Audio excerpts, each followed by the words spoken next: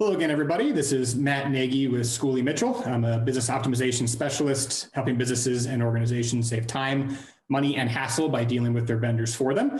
In this episode of We Are Here to Help, I'm interviewing a good friend of mine and the president of PayThrive, John Bacon. John, thank you very much for joining today. Thank you, Matt. And I think everybody would like to know, what is PayThrive and what is a payroll broker? Thank you. Yeah, this is a question we get often because the payroll broker model is unique. And a payroll broker is somebody who represents more than one payroll or HCM, human capital management service provider. It's somebody that also represents different types of service providers, so they can address the needs of many different industries, in some cases, very industry specific, like maybe a provider for restaurants or specifically for cannabis businesses. It's also a payroll broker is someone who will assess your needs and budget and will present you with relevant options to make the best use of your time. And a payroll broker will also assess at a high level your HR and labor law compliance in terms of, are there any red flags? Is there something maybe you're doing now that you didn't know was not, either legal or not in compliance with current or recent changes in law?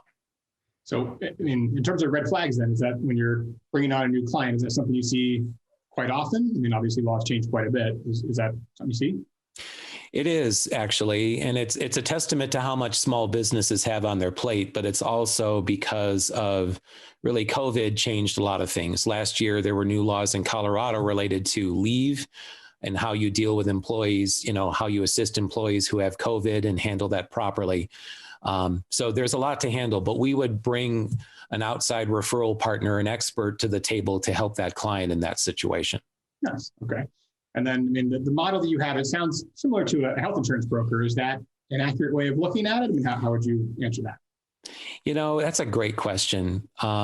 We do get that a lot. And there are ways we're similar that, for example, yes, I'm independent, like a health insurance broker. I'm also compensated directly by the companies that I bring clients to. So my commission is baked in, so it's not an additional cost to work with me. I also don't collect a fee from the client. The only exception is if I'm managing a request for proposal, RFP process for the client, or maybe a multi-month on-site meeting engagement where there is a downside. If they don't choose one of our providers, then we might just collect a refundable deposit, where if they choose a provider, then they get that money back. Okay. And then, but I'm not similar in terms of, I'm not a customer service contact for the client after the consulting process concludes. They would have a direct relationship with that service provider as they would want. I also am not required to be state licensed, so I can work in any state nationwide. And I won't interrupt a client's current insurance broker relationship unless they're looking at a PEO, professional employer organization solution for health insurance. Then if we bring them to that PEO, there would be an interruption, but only in that instance. Okay, that all makes sense. And then in terms of an ideal client for you, what's an ideal client size? Yeah, an ideal PayThrive client is a business typically with 15 to 20 employees, maybe up to, 600-700. Do we work with small one-person S corporations? Of course. And I help them all the time, help them set up their tax accounts. But ideally, we can do our best work with a business in that 20 to 600 employee range. Nice. Excellent.